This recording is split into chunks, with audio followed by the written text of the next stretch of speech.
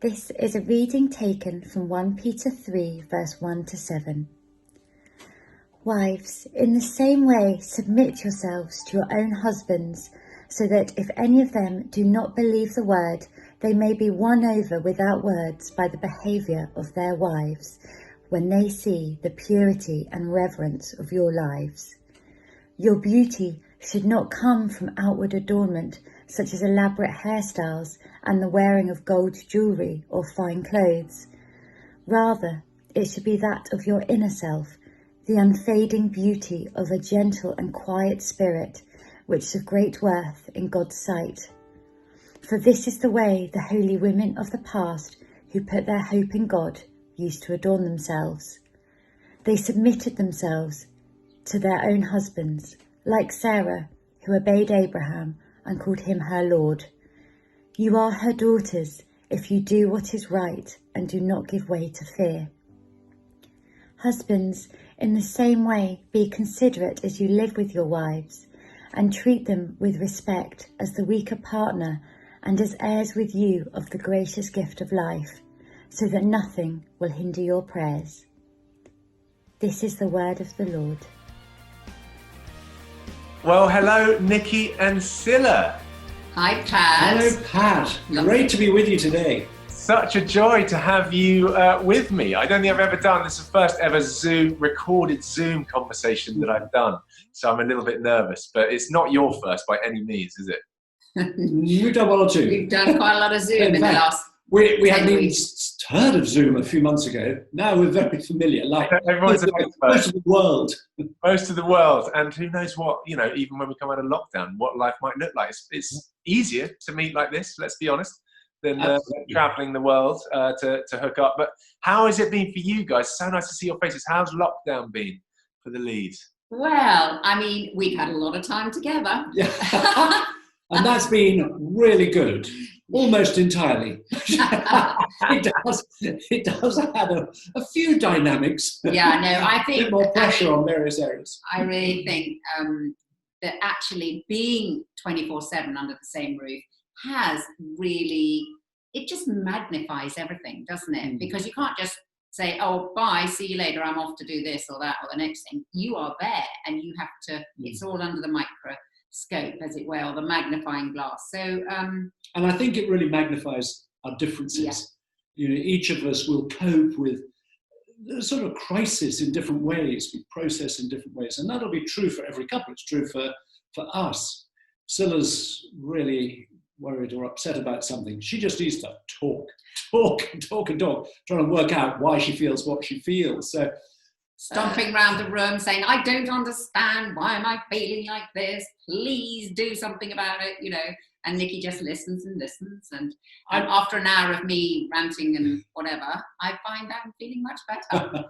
Whereas I just tend to, sort of, if I'm feeling a bit upset or anxious, naturally I'll just bury it, try to cope on my own. And it's only when Sila asks me questions, I start to talk about it. And then I feel so much better. I realise it's better to share these things.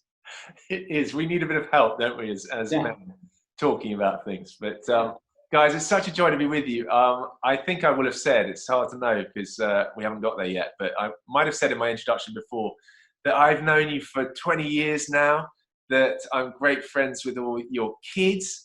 I'm especially good friends with Kirsty, your oldest, who is married to my great friend Rick. And I cannot go any further without asking how my godson, Otti, is doing. Otti is 7 years old, just had his 7th birthday, and he's in great form. He's been doing a lot of cooking in lockdown. I think he might be a great chef one day. Get him to cook something for you. He's really good. He also keeps everybody laughing. Yeah. He is wonderful at keeping people laughing. He's a joker. Good. Well, his godfather just strongly approves of that particular. Maybe the result of your prayers, Pat. Excellent. Well, I'm looking to mentor him as much as possible, but do send him loads of love from me when you next speak to the family. But guys, it's such a treat to have you on, and it's such a joy. Especially, we've been doing a series in the book of 1 Peter, and it's been amazing to see how God just brings together the right passage at the right time. Last week we were looking at well, the heading in the NIV Bible is submission to rulers and masters, which is like a massive topic, especially at the time following the horrific killing of George Floyd and all of the protests going on around the world, and how we live that out and make our views known and do it according to the law, and yet honouring the law. So we saw that last week, and this week we're looking at, well, the heading is wives and husbands, but we could broaden that to relationships. So I saw that was coming down the pipe, and I thought, my goodness, who do I know who is best equipped to teach on this topic of relationships and marriage? And of course, your names were at the top of the list, because you run the whole relationship department, marriage department, family life department at HTB. You have done for years. You have set up, written the book, literally the marriage book, the parenting book, the marriage course, parenting course, and lots of other things that I'm forgetting. But guys, it is such a joy to have got you. But before we get into that and get into the passage, can you tell us a little bit about how you guys met and how long you've been together, where love first happened, how you came to faith? I know it's all wrapped up.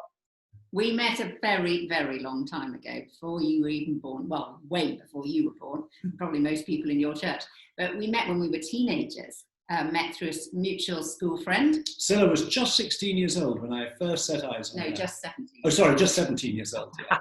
Oh, yeah, much older. Still hasn't And got we the met. facts right. We met on Swansea Docks. We were in the queue. I was in the car behind hers. She was with another family, and I set eyes on her at Swansea Docks, and it was love at first sight. And same for me. We spent 2 weeks in next door holiday cottages, and I fell madly in love. But I didn't know whether he felt anything about me. And I too had fallen madly in love. I didn't know if she felt anything for me. Wonderfully, a day before I was about to go home, we realised that our feelings were mutual. So we started going out then, and 4 years later we got married. Yeah. So, but actually, in the middle, when we first met, neither of us had a personal faith, and when as students at university, there was a university mission, and actually we both came as a result of that mission. Came to personal faith in Jesus, which really has made an incredible difference. And obviously transformed our lives, yeah. But it also really transformed our relationship. And actually, initially, I'd been exploring Christianity for some time, and I'd kept it rather arm's length, because if I became a Christian and Sila didn't, then I thought that we might drift apart. And so I prayed, I think my first really honest prayer, which is, God, if you're there, please convince Sila as well. Otherwise, I don't think I can become a Christian. And wonderfully, what God did for me in about 5 months, he did for Sila in 24 hours. We gave our lives to Christ on the same evening, February the 14th, 1974. Valentine's Day? Yes. Yeah, well, yeah. Just happened to be. Constant. Amazing. Yeah, and another of my godson's birthday. I was about to say Otti's birthday, not Otti's birthday. Yeah. Another godson, Hector K. Shuttleworth's birthday. Oh yes. But gosh, guys, that's amazing. So sorry, keep going. I interrupted. And far from, my fear of God might come in between us. Actually, because our faith as Christians drew us closer together, and we discovered a sort of depth in our relationship which we hadn't known before. And what was really interesting, I mean, this we recognize looking back with hindsight, that it was actually, I think, 2.5 years from the point we came to faith until we got married. And that 2.5 years, we learned a lot of things about God's ways of loving, if you like, and that actually his ways were really the best ways. And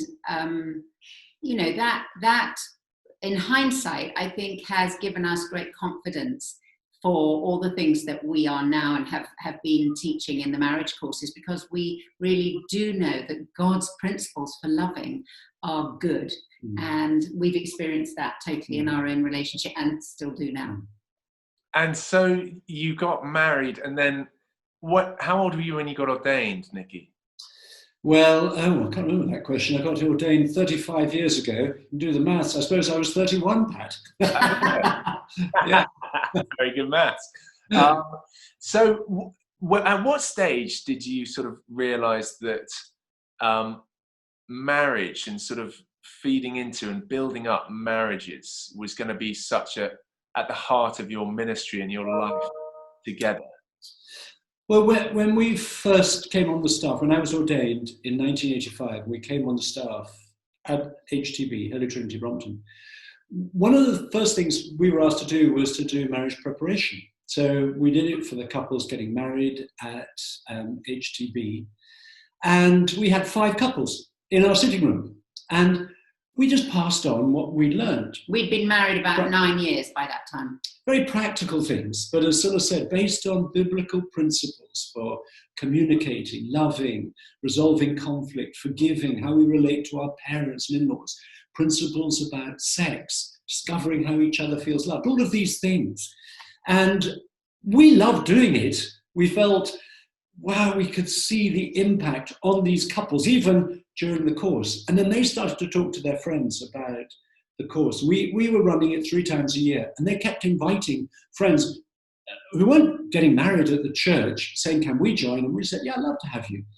Many of them, not churchgoers, not Christians. And we said, well, if they understand this course is based on biblical Christian principles, they're very welcome to come. They came and they loved it. And that's how it grew. And we loved doing it. And I think our passion grew as we saw the impact on these couples, many of them from outside the church. And then having experienced these things, some of them started to come to church or came to do Alpha, for example. And I also think the other thing that really fired our passion was we recognise there's such a huge need for people to, they want to make their relationships work, but many people don't, for whatever reason, have a model, or we all need help with our relationships. And we were learning when we first got married. Well, as I said, before we got married, we learned God's ways of loving. Very practical. The Bible is very practical. And then in the early years of our marriage, we were sort of working all those out with help from older married couples and so on. And then we recognized we actually got something to pass on to other people, very simple things, but they make a massive difference. Prioritizing spending time together, having a weekly date together, which we've sought to do. We didn't in the first year of our marriage. And things weren't going so well. It was bad. And then somebody said, I think you need to spend a bit more time together. And that transformed things. And we've done that ever since. And it's small things like that that actually have a massive impact. And so I think we realized people are looking for help. And then when we started doing the pre-marriage stuff, we realized, wow, yes, they really, really want to know this stuff. And then as a result of that, I think about 8 or 9 years later, we developed the marriage course for married couples, because we felt, well, actually, we need to follow up with these couples who've come to do pre-marriage. And, we all need to keep doing a refresher. Particularly with these couples who are either engaged or exploring marriage. When we started talking about conflict, we could see some of their eyes sort of glazing over, and they might squeeze their fiancé's hand. And we knew what they were thinking. Conflict? We're not going to have any conflict. And then they start looking around at the other couples in the room, thinking, maybe this will be helpful for them. But we knew, like any couple who've been together a while, eventually they will realize where they differ, and they will have to navigate those differences which can cause conflict. So that's why we started the marriage course as a follow-up to the pre-marriage. But then we discovered we were getting couples who've been married anything from 1 year to, I think the record is 63 years of marriage on the marriage course. Wow. And in any circumstance or situation, however well their marriage is going, that's the main emphasis. We want to encourage people to come when their relationship's in good shape and to invest to make it even stronger. But we also know we have couples where they're struggling and they know they need help, and even sometimes couples who are separated and they come to the course as a way of getting back together. And we've known quite a lot of couples where that's been the case. So it's right across the board. Amazing. I mean, it was mentioned in Parliament yesterday, I heard, with Yes. Andrew Selou bigging it up. I mean, it's an extraordinary resource, and I know St. Peter's used to run it, and we must look to run it again. In the meantime, people can find it just online, I guess, if they head to... Well, they can they can join the HTB course. They just go to htb.org/marriage, and they can sign up for the online course for free. Wow. Oh, well, guys, check that out. I mean, go and do it. And you've had thousands tuning in during lockdown, haven't you? We've got over 7,000 couples who are registered just on our course, on the HTB course. But there are many other courses since lockdown running online in churches all around the UK and actually around the world now, which is so exciting. Extraordinary. And it's in 120 countries, 40 different languages. I mean, you guys have touched the world. It's amazing and such an inspiration. And for me personally, you've always been such an inspiration. I mean, I love my parents, but I come from, a broken home. My folks got divorced when I was 9 or 10. And I remember, there was a time when I was at St. Paul's visiting your house and hanging out with the kids and just having fun. And I'd done that a few times. And the more I got to know you, I remember a distinct moment where I was just like, my goodness, marriage can look beautiful and like something that I really want for myself. And you've personally impacted me. So guys, so many thanks. And you've impacted others. You brought Nicky Gumbel to faith, essentially, didn't you? So you're behind Alpha, really. So thank you. You all came to faith together. We were just so excited when we became Christians. We wanted to tell my best friend, Nicky Gumbel. So we rushed back to tell him. And he, of course, was horrified as he was an atheist, but did end up him becoming a Christian himself 48 hours later. Yeah.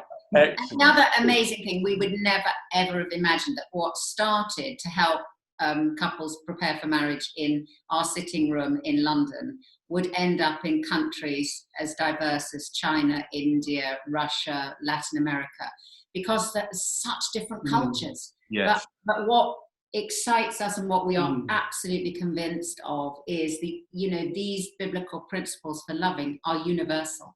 Yeah. And they transcend culture. And we've been and the wonderful thing is that in the new films, because we just refilmed both courses, and they came out just before lockdown, actually in January. They look awesome. Yeah.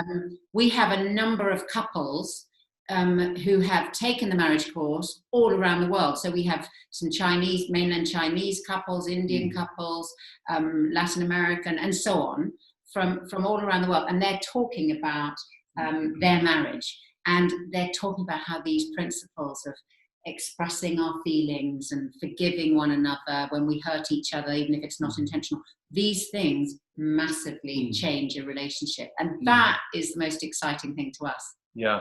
Well, speaking of biblical principles, guys, we turn now, we've had our reading, and it's an interesting, challenging text, as so many of the Bible's texts are, but hugely practical. But you've looked at this dozens of times, no doubt, but the themes that come out of this, sort of we're in your hands, but there's tricky bits. Wives, in the same way, be submissive to your husbands. There's about beauty being an inner thing, not an outer thing. There's a high calling on husbands, isn't there, Nicky? So, over to you guys to help us make a bit of sense of this and what it looks like and how it plays out in a healthy marriage. I think, in some ways, the way that Jesus treated people that leads to ultimately this understanding of the equality of people and the equality of men and women, the equality of husbands and wives. This comes from the way that Jesus treated women. It is so striking in the Gospels, and the way that Jesus treated those who are marginalized. And then this then is the teaching that is then taken on in the early church. And I think what's so striking about the teaching, whether you read these words of Peter or the equivalent passage of St. Paul in Ephesians, the things that we first notice are about wives, submit yourselves to your husbands. But actually, the things that they would first notice at the time when Peter and Paul were writing were the words that were written to husbands. These are the radical words, revolutionary words, at a time when a husband had total rights over his household, total rights over his wife, over his children, over his slaves. And St. Peter, in this passage here, and in the previous passage in chapter 2, is pointing to something very different. And these words, husbands, in the same way, be considerate as you live with your wives. Treat them with respect as the weaker partner and as heirs with you of the gracious gift of life.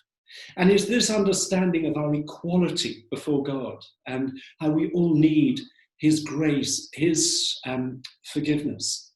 And if I might just add this, I think one of the most shocking and distressing things that has come out of this lockdown is to hear of the increase of domestic abuse. This is terrible, terrible thing in our society. So much which goes on behind closed doors. And it is exactly the opposite of what Peter is teaching here and the opposite of what Paul teaches. And it's really significant that Peter does not say, husbands, get your wives to submit to you. That, he never says that. Get them to do what you want them to do. He says completely the opposite of that. Be considerate as you live with your wives. Treat them with respect as the weaker partner. This was revolutionary stuff, and ultimately would subvert the whole idea of subordination to an understanding of the equality between us. And can I just say on that point of domestic abuse that, as Nicky said, where the Bible never says, husbands, get your wives to do what you want them to do. That is control. Mm. And an abusive relationship is where one person controls another. And I mean, the large majority is where men are controlling women, but sometimes it's the other way around. And we want to urge anybody, if you are in an abusive relationship, we would encourage you to reach out and get help. If you feel unsafe, if you feel it's unsafe, if you have children, then there is plenty of help available. There's a national helpline, and you can talk with your church leaders and find the right and appropriate way to get the help that is needed. And that is a terribly important thing to come out of this passage, and we would want to be saying that. And can I say one other thing just about the passage in general? And this relates both to this passage in 1 Peter 3 as it applies to slaves in 1 Peter 2, because there are equal questions there. Was Peter supporting slavery? Well, I think actually Peter, like St. Paul, they were subverting the whole understanding of the institution of slavery as they were of the inequality between the sexes. And what Peter actually is doing is empowering the women and empowering the slaves and saying, you're not just powerless. You are not victims. First of all, you identify, where you suffer, you identify with Jesus himself. And his suffering changed everything. His suffering changed everything for all of us, for the whole world. And you can change things by the way that you respond, by the way that you behave. You can change the people around you. You can change in talking to the wives. You can change your husbands. Your husbands can start to change by your behavior, and then they start to discover the way of Jesus. They start to, they become Christians and have the spirit of Jesus. Sorry, my darling. No. And this whole emphasis on respecting and submitting and giving to meet the need of the other is such a liberating truth. And it's actually a liberating truth about marriage as God intended it to be. Because, of course, the commitment of marriage is the casing that is the protection for a couple to build really deep trust. And trust is built where there's an openness and where there's a meeting of the other's needs. And can I just say, Sorry, interrupting is one of the things that we absolutely say is terrible on the marriage course. We teach against it regularly, but just occasionally, if you don't mind. Very useful. This teaching is, and St. Paul's teaching, the equivalent in Ephesians 5, is best summed up in that phrase St. Paul uses, therefore, submit to one another out of reverence to Christ. It is this mutual submission, whereas Sila says, we discover each other's needs. And actually, this is what couples are doing on the marriage course. They're finding out about each other's needs, their thoughts, their feelings, not assuming that I know what Sila needs now, today, this week. I need to ask her, I need to find out. And then when I find out, loving is doing something to meet that need. And the equivalent. This is what the mutual submission, and it's a beautiful picture of marriage that the Bible presents. And the amazing equation is that when you feel loved, you feel like loving. And that's the incredible freedom of marriage, that each is seeking to bring out the best in the other. And I think that relates to this whole thing about, I don't think in 1 Peter 3 verse 3, your beauty should not come from outward adornment, such as elaborate hairstyles and the wearing of gold jewelry. I've got gold jewelry on this morning. I don't think. She left most of it behind, Pat. She stripped down for this occasion. You only seen her a couple of hours ago. Yeah. Oh, I should have seen her now. Sorry. So I don't think that this is not Paul saying you Peter, wife. Peter. Sorry, Peter. That your wife has to be a mess and look rubbish and all the rest. It's not about that. It's about an inner beauty and an inner sense of I am loved, I am valued, I am precious. And when you feel that, you are changed and transformed. And that's the same for both within a marriage. So the inner, it really is an inner beauty. And of course, when there's that understanding that I'm loved, I'm protected, I'm safe in this commitment of marriage, and I know that my husband is going to respect me and cherish me. Thank you. Very, very biblical word. No, a word from the marriage service. Yeah. Then you don't need to somehow prove yourself. It's not about the outward image. You don't need to do that. And I think today there is such an emphasis on image. Social media is about image. And isn't it interesting, all these Zoom calls we do, we end up looking at ourselves because we're on the screen. I'm looking at you, Pat, actually. Yeah, try not to see that, but at the screen. I'm looking at the camera because I think only it look like the camera. I should be doing that. Yeah. Very off-putting. But it's difficult, I think, for people because they are looking at themselves so much. And this whole thing of what do I look like? And as Sila said, the emphasis here is not on image. It's about what's going on in our hearts. And that's what Jesus changes, the gentleness. Yeah. And here, I think the gentleness applies both to the women, the wives, the unfading beauty of a gentle and quiet spirit, and to the husbands. Treat them with respect as the weaker partner. And this gentleness, again, of course, it's demonstrated by Jesus and is one of the fruit of the Spirit.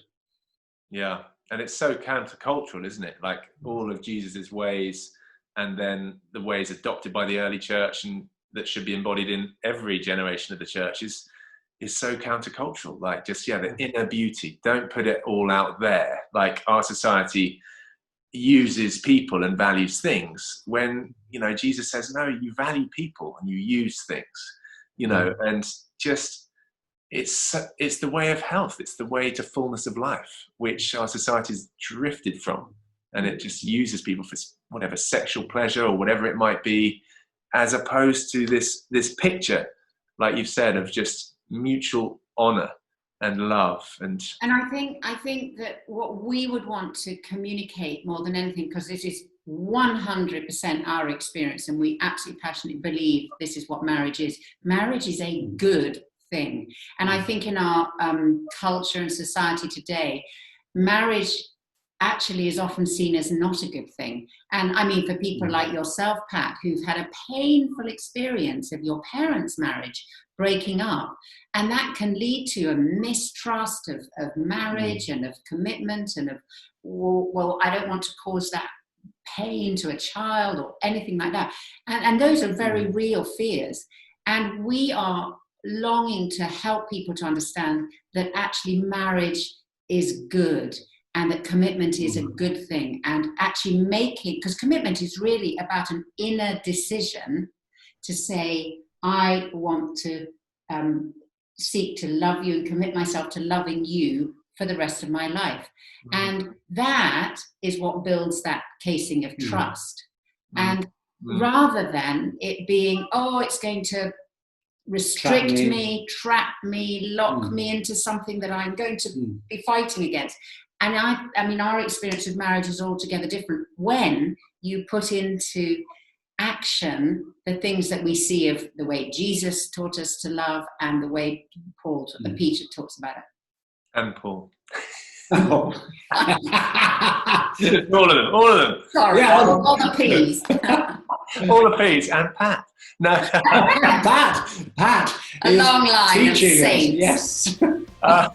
Guys, that is gold. And we're about to go live with you for a bit of Q&A. You might be wearing different clothes. I probably will be. But hopefully there have been some comments and questions coming in. But we'd love to hang on to you for a bit longer and to bring you some live questions. Does that sound okay? That sounds absolutely great. Looking forward to it. But thank you so much for giving us the time to record this today, and hopefully it's worked. We'll soon find out. God bless you. Lots of love. Moment for Q&A.